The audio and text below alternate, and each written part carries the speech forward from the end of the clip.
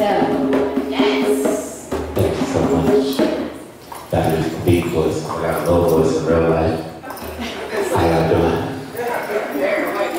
Yeah, you like that? Don't like it too much, I'm in trouble. Dang. Y'all been enjoying the show so far? Yeah. Y'all been, can y'all make some ugly? Need some energy, I need some, you know what I'm saying? I know my child, but I come from the ghetto, so I'm used to it being loud. I don't like silence. You know, she actually driving the car with the radio off, and it pisses me off every time. I be singing to myself. You ever sing to yourself while you drive? Yeah. Just sound pissed off for no reason. It look terrible. It look real bad. Then she get mad because I'm singing. Well, you should have put the radio on. Now I'm practicing my American Idol now. So I got a few poems for y'all. Also, I love my shirt. I do a lot of black shit. I'm really black. I apologize for any offense that. Yeah, I couldn't get that out. I'm lying. I did not apologize if you were offended. I tried. I said that. I can't do it. So look for this. For this first poem, I'm gonna need y'all help. I'm gonna say, I'm just saying, and y'all say that. Can y'all do that? Yeah. Cool. I'm just saying. Say it. I'm just saying. Say it. I'm just saying. Say it. If you want to hide something from a black person, put it in a book. And a book is considered to be a tree of knowledge. But what they didn't tell you is that book has been altered. Some of those pages have been rearranged, so sometimes a loose leaf comes up missing. We don't study deep enough about our roots, because we're too worried about the beat in our trunks, and that's why we keep branching off the wrong ways. I'm just saying. I wonder why we'll never be on the same page. Because then we say Black Lives Matter, trying to rewrite our past chapters. But if our people keep killing our people, how can we ever reach a happily ever after? Right. I'm just saying. How can we scream Black Lives Matter when as soon as we leave home, we act like we ain't got home training? You gotta be kidding me. I think it's childish how some of our women are so young-minded that they're in school, but the only test they can pass is for pregnancy. Fellas, we've been doing our job sadly. Because instead of raising more fathers, we've just been raising baby daddies. And don't get me started on the radio. I'm just saying. Say it! Beyonce tried to warn us about being crazily in love, how she was dangerously in love, but our women would rather listen to Lil Wayne on how to love, and our men will never have a future if we keep asking God to bless the trap. You see, Maxwell tried to teach our men a woman's worth, but we're losing it because we'd rather be pimping all over the world with hoes in different area codes, but ain't that ludicrous? I mean, ain't that ludicrous? I'm just saying. We can't put all the blame on the rappers because it's our people doing the buying. In other words, we got to put the same amount of blame on the users as the person that's supplying. And our generation is losing sight of their goals. So I asked the blind man to help me find it. Because 2020 can see the surface value, but the blind man can see inside and see. 2020 can see gold and silver, but the blind man sees the silver lining. So when the blind man leads you through your path of darkness, it truly is the blind leading the blinded. I'm just saying. If we keep getting left behind, how will we ever get right? No. If we keep letting our people go blind, how will we ever see the light? If we as black people can't come together, then we'll forever be alone. It's time to stop following other people's path and get back to creating our own. I'm just saying. Maybe it's time to stop just saying and start doing. Exactly what I just said.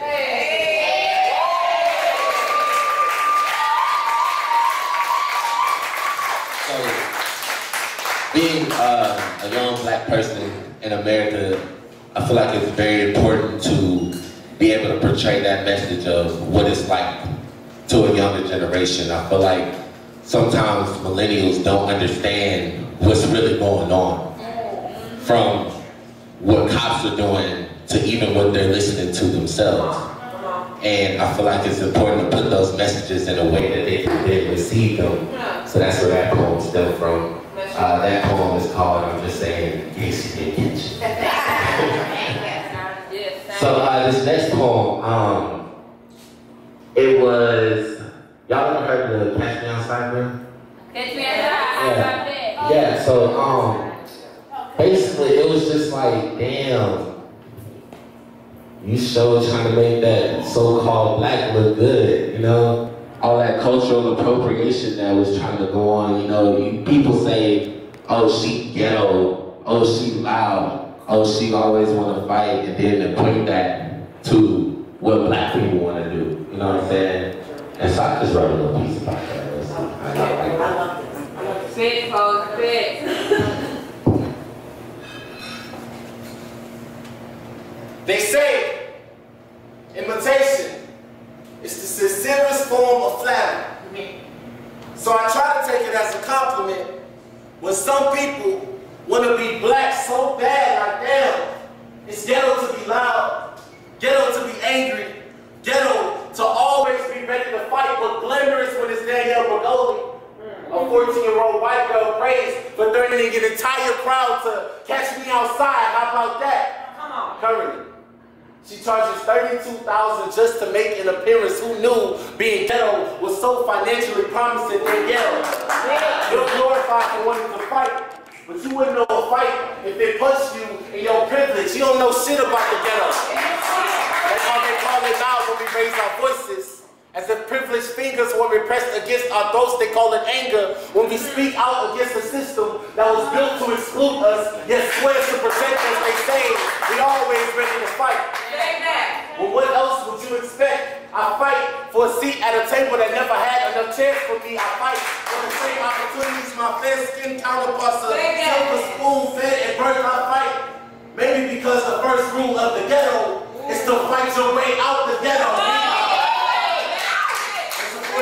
White girl stealing her mom's car, stealing money from her mom's purse, literally fighting her mother for trying to be a parent, and she thinks that makes her hard to kill. Try getting pulled over by a cop. I was caught outside in the wrong neighborhood. Caught his gun outside his holster. My voice caught in the wind, calling for help. You don't know what it's like to catch your pride outside your heart, because in a fraction of a second you catch yourself wishing you could be caught outside your black skin. So I pray that you are caught outside and you are a colored girl, while a whitewashed America is still using colored instruments to kill colored people. You know, black baton to black head, black gun to black skull, black poop on black neck. Don't that conveniently sound like black on black crime at its finest? They don't you know that the gospel in the ghetto is to die of natural causes? Don't you know you can always catch a black person outside the ghetto, but you'll never catch the ghetto outside the black person? Stop thinking you can Rachel dollars all your way into our fight. They say imitation is the sincerest form of flattery, but if you think, even for a second, that our ghetto looks better on you, you won't have to wait till we outside. You can catch us on sight. How about that?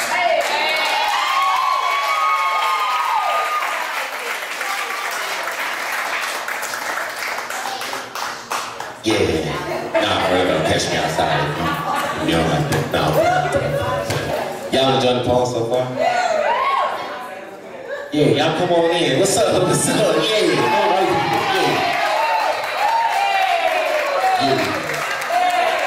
Y'all about to get a lesson today. Y'all gonna learn something today. So, I'm scared. So look, I got like 2 more poems. Somebody say, oh man. Oh man, it's okay, it's okay. So, this next poem is, first of all, everybody sing Black Panther?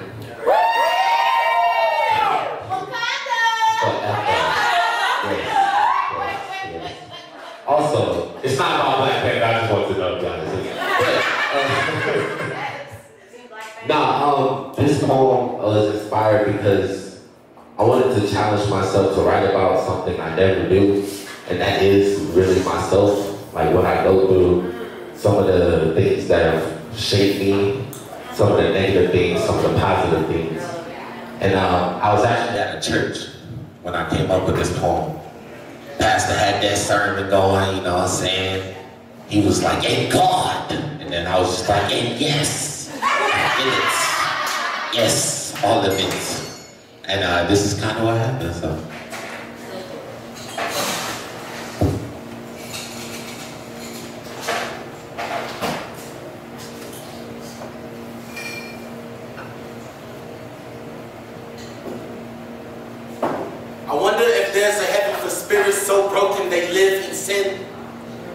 A church wild enough to accept me as I am and not for what they think me to be. I am broken. Whose God do I pray to when I feel like mine ain't listening? When the world sees me as strong, but my spirit is Lazarus, begging Jesus to pull me back together again. I am Jonah in the belly of a beast, too gluttonous to regurgitate my pain the first time I tried to walk on water. God didn't tell me I was supposed to leave my cross on the boat. I was 12 years old in my first foster home. Too young to know what was going on, but old enough to know this wasn't my home. They tried to accept me as family, but I was still carrying the memory of my mother's sink. The second time I tried to walk on water. He forgot to tell me how cold it was. Like those nights I was homeless, with no place to stay, my mother in jail, my father still missing, my family still fighting. He forgot to tell me the waters were troubled, that a storm was brewing, that no matter how hard you try to walk on water, the water can still walk all over you. See, did you know that in the earliest stages of drowning, little water actually enters the lungs, but instead a muscle spasm occurs in the trachea, causing your airways to seal shut, meaning all this time it didn't take much water to drown me. It only took a drop of pain, a drop of depression, a drop of insecurity, and before I knew this body may have been strong, but my spirit had drowned 1,000 times over again.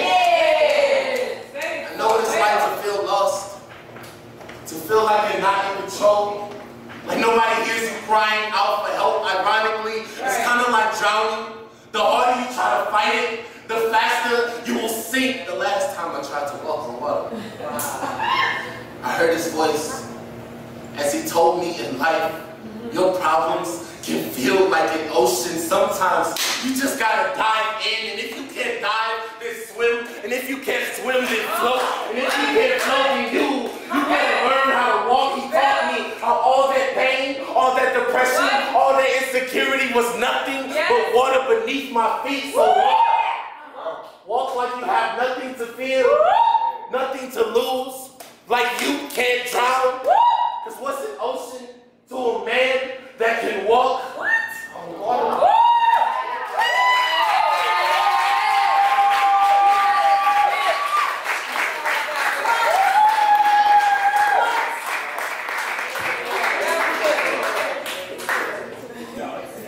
Alright, so this is the last poem. Somebody say, oh man. So, in honor of this poem being the last poem, I got this thing I like to do. It kind of just builds energy a little bit. I'm gonna play Jesus real quick. I need on the count of 3, everybody to say your favorite curse word on the count of 3. And I'm gonna take it on the count of 3. And I'm gonna take it. And white people don't say the N-word, I'm gonna hear it. I know a joke. You knew a joke was coming, I'm sorry. Y'all ready? 1, 2, 3. That was the most offensive. I don't know what word you beat into the drum, but you got me messed up. I don't feel.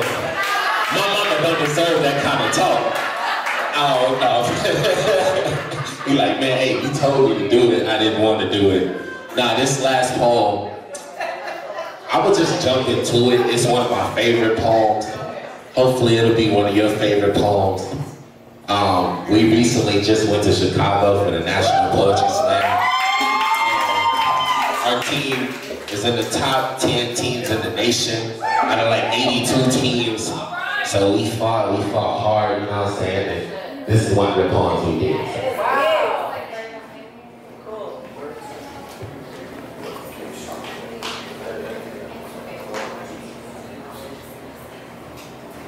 Nigga, now originated from the word nigger, a derogatory term towards black people from whiteness that took an awkward turn in 1864. Definition: ignorant, inferior, less than, not privileged, not worthy, not white, not white, not white. Did you get lost? What? We're trying to find gold that happened upon kings and queens. Are you lost? Like my people? When we were drawn from our homes, maybe you figured you discovered us. You know, the same way you discovered America. Did your GPS malfunction? Saying to keep left at the fork, where discovery becomes synonymous with stolen or manipulation. Don't you know we are famous people like my people?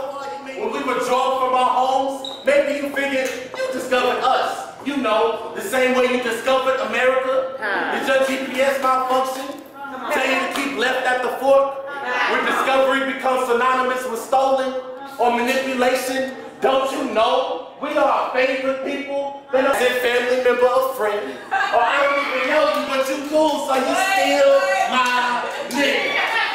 As it never been late to a function, cause a nigga got to be so fly that I'm not fashionably late. I'm just running on color people time. See, the word nigga is ungendered, unbiased, and uncolored. So when I say niggas crazy, colonizers, I'm talking about you. As it's never been late to a function, for a white person to say it, because to me, it felt like when we stepped off the boats, or when we hit the banks, still get memories of that field, nigga. Did you get lost when trying to find the Underground Railroad in your pigment?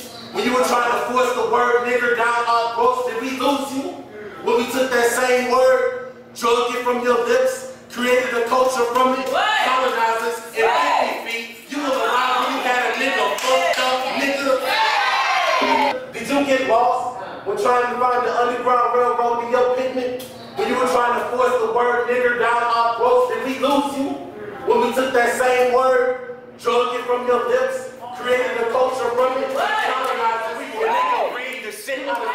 We had a nigga, how your country was built by niggas, formed and molded by niggas, your education, nigga, your home, nigga, your culture, your language, your greatest fear, nigga.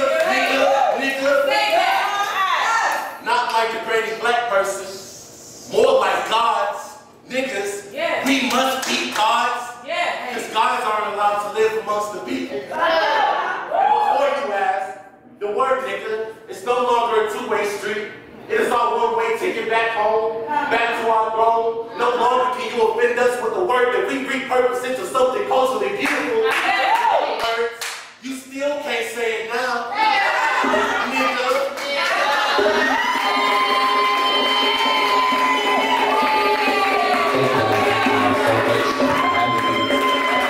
Once again, I go by Self the Poet. If y'all want to follow me on Instagram, @SelfThePoet is all grammatically correct. No commas, no underscores, and that extra stuff, you know, because I'll be lazy. I don't feel like typing this, so you might have to like type. Also, every single Monday we have a show at the local seat. Me and my brother have a show every single Monday. The local seat is right off of OST and MLK. Not far. It's a free show. BYOB, all that fun stuff. Y'all please support. Thank you so much for having me. It's been a pleasure. Hopefully,